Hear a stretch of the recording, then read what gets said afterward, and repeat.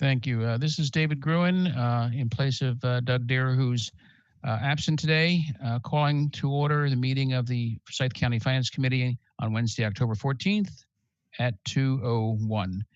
And next item is adoption of the agenda. Do we have any changes or additions to the agenda? If not, we'll entertain a motion to adopt as presented. So moved. Second. There are motions and a second and third, and that's the whole committee.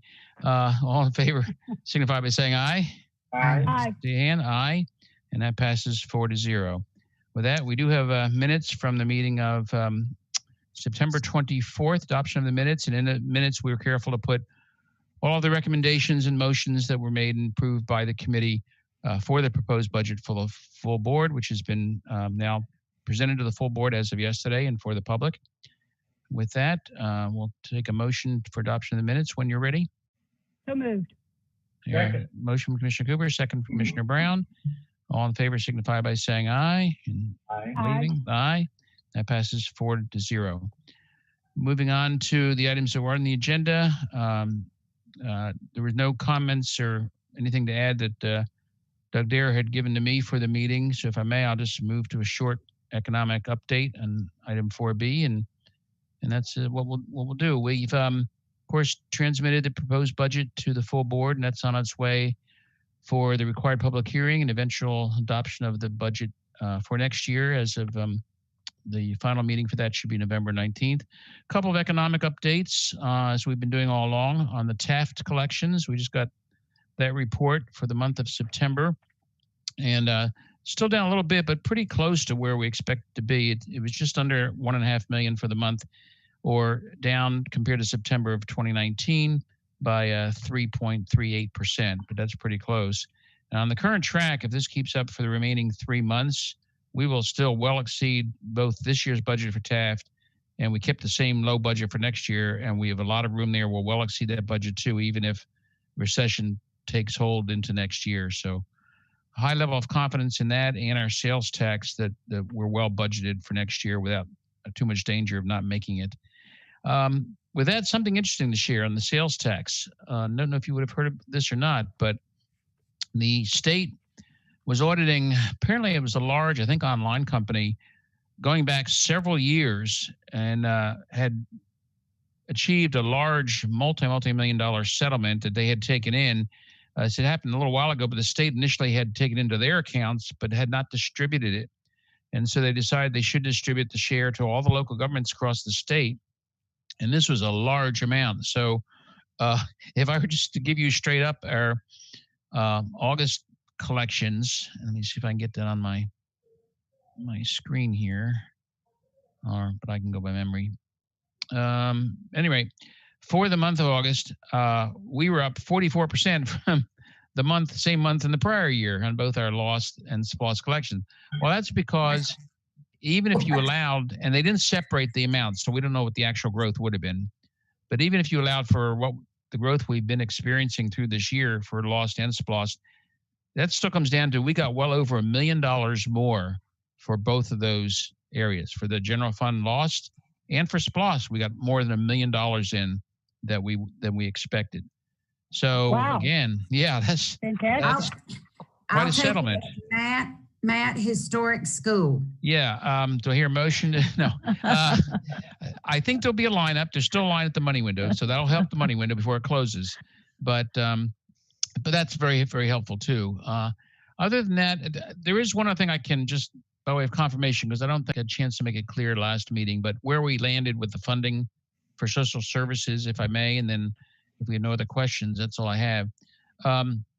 Initially, the funding on the line just for the not-for-profits that we had budgeted each year in that part of the budget was $385,000 initially, same as prior year.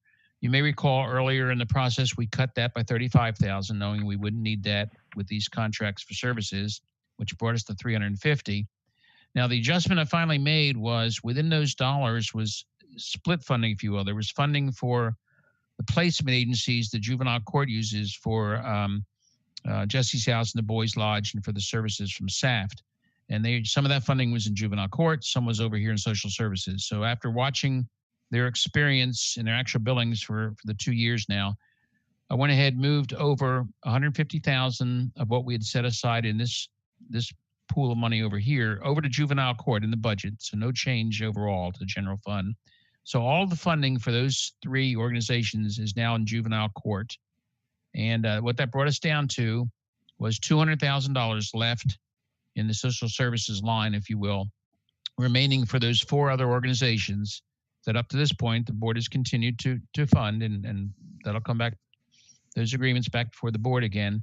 The four of them totaled last year $163,000. So you see, we left a little bit of room there should there be some other needs. So I think we're in good shape. So we brought the social services line all the way down to $200,000. With that, the last thing I can tell the committee about that, what will come before the board, while most of those agreements have been coming in under, the Boys Lodge and SAP have been under the maximum that was set up in the agreement. Juvenile Court had assigned a third juvenile to Jesse's house, and that agreement was set up based on history to guarantee one, but to handle at least only two placements per month for a full month. And with that, the cap for the year was placed at $100,000 based on the daily rate. Well, the court this past year has assigned a third person there, a third young lady to Jesse's house. And as a result of very consistent, much higher billings this year, they've hit that cap already through about 2/3 of the year. They hit the 100,000. So the county attorney is preparing an amendment to that contract to bring back to the board to remove the $100,000 cap, and based on the juvenile judges' placements and their cost, allowing us to pay more to Jesse's house than we originally anticipated in the budget. But that being said, between the two funding sources, I still think we have more than enough to handle it because we're well under the max set in the agreement for Boulder Ridge, the Boys Lodge. And that's the update I had on that. Other than that, there's nothing else in the budget, I think, that I have to bring forward. Any other questions or issues or items for the good of the committee? Hearing none. I'm on a call. Hearing none, I'll entertain a motion to adjourn. So moved. Your motion second and a third. And all in favor for adjourning this meeting, signify by saying aye. Aye. Aye. That's unanimous, 4-0. And thank you again for all the work for this committee all through the long budget process. I think you've done a great job of reviewing just about every corner of the budget. And but it's always an active document, and as things move along, there'll be other things to give attention to as well. But thank you. I guess looking at future meetings, we did adjourn the meeting. Is there any interest in holding a meeting next month in November? Or should we just wait and see if we need to call one if something comes up? Why don't we just wait and see if something comes up? Okay. Because it'd just be redundant. I mean, we pretty well Right, I settled think all of so. this, correct? Yeah, unless we need something in November and December, I'd say we'll look to scheduling a meeting in January at the beginning to start off the budget process and get input on that, if that's okay.